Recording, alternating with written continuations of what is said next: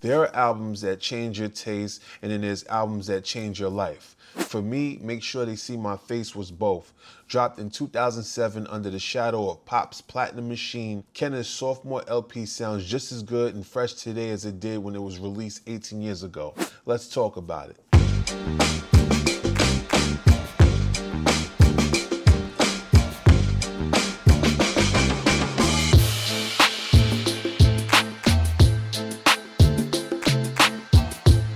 What's going on, everybody? It's your man Lighthouse, and you're now tuned into another episode of Everything for Everybody. And this is an episode where I want to talk about my sonic DNA, right? Make Sure They See My Face by Kenna is a personal classic to me. It's because of the nostalgic sentiments that I associate with it. When this album dropped, I was going through a serious breakup with my college sweetheart. Things was kind of tough. You know, I've always been a Neptunes Star Trek fan, and like, you know, I stumbled across a song by Kenna called Say Goodbye to Love. And it didn't just speak to my pain, it spoke through it. The track became kind of like a therapy, a quiet defiance wrapped in synth pop armor.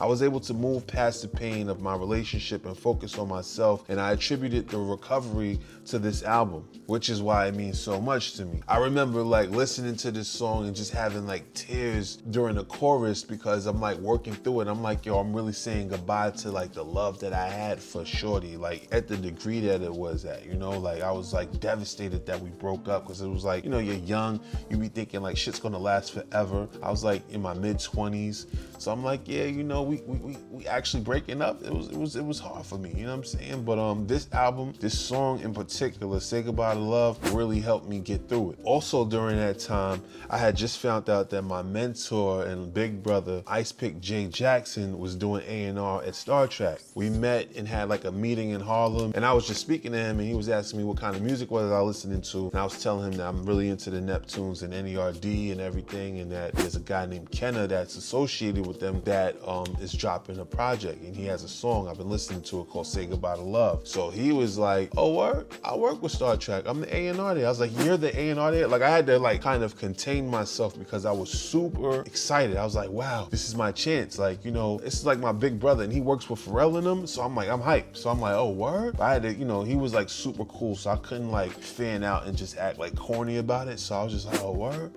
That's crazy. Well, I've been listening to Kenna. He's like, don't worry about it. I'll get you Kenna's album next week. And I was like, wow. And he got me the album like the next day. He was like, yo, come uptown. I got the album for you. I went uptown and got the album.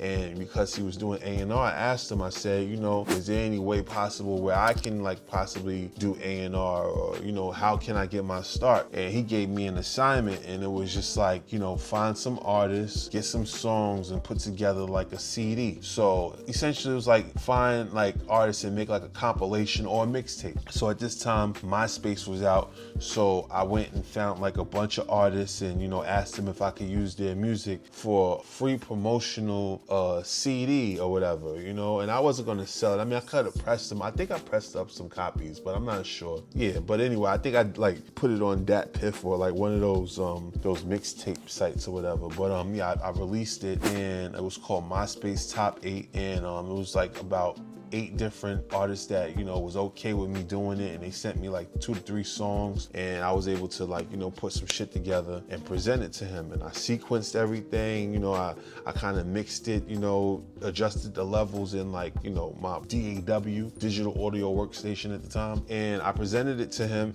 and he was like, okay. And then that's what like launched my my music executive or music business career, you know. So that all came about because of me having a discussion about liking Kenna's music. So this album is very monumental in the trajectory of where I go as someone who's learning the business and as someone who just loves the music, you know?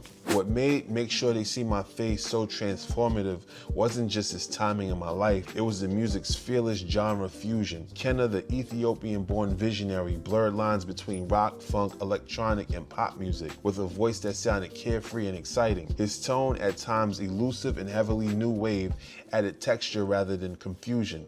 Unlike the wave of auto-tune heavy singers at the time, Kenna stood apart as being raw and honest. This project is where Chad Hugo, often overshadowed by his Neptune partner Pharrell, shined as the album's primary sonic architect. Pharrell's on there as well. He had Loose Wires and Say Goodbye to Love, but most of the heavy lifting belonged to Chad, and the result is a record that feels simultaneously minimalistic at points, but also galactic. Tracks like Daylight and Out of Control State of Emotion show Kenna in full alchemical form. Daylight opens the album like a digital sunrise, ambient and suspenseful before exploding into sharp drums and pulsating piano. Out of Control is definitely a highlight for me as it gives those MTV station vibes. It was also a song that once soundtracked a Sony PSP ad, but deserved to be in a stadium. Other standouts like Static, Better Wise Up, and Sun Red Sky Blue explore emotional terrain with ambitious sonics. Even if moments like Baptized and Blacklight lean a bit too heavily on production sheen, still the album holds up. Maybe even more now than it did then. Looking back, Make Sure They See My Face wasn't just an album, it was a time capsule, a spark. It's a moment where my mentor gave me a test to see if I was built to do the behind the scenes music stuff. You know, I want to be an A&R. Do you know how to put an album together? You know, like, do you know how to talk to people and stuff? Kenna may not have cracked the mainstream, but he left behind something valuable. A cult classic born out of vision, vulnerability, and friendship. Teaming up with his longtime friends and creating art is something dear about that. There's something special about that. You all come up together, your friends are super popular, super successful. They take time to, you know, help cultivate your music career. I thought that was dope. You know, it's like the same thing I would do for my friends. You know, if I was to have major success, I would go back and try to help my friends with their music endeavors as well. That's it for now, man. I just wanted to touch on this album because, you know, this one is very special to me, and I'm sure it's special to a lot of you too. I'm sure I'm gonna get a bunch of people who agree that this is like a dope album. But that's my time. Thanks for tuning in to another episode of Everything for Everybody. Hopefully Make Sure They See My Face is an album for you, and if you haven't heard it, maybe you should check it out, you know, and let me know what you think in the comments. Don't forget to like, comment, subscribe, and I'll talk to y'all later. Thanks for watching. Peace.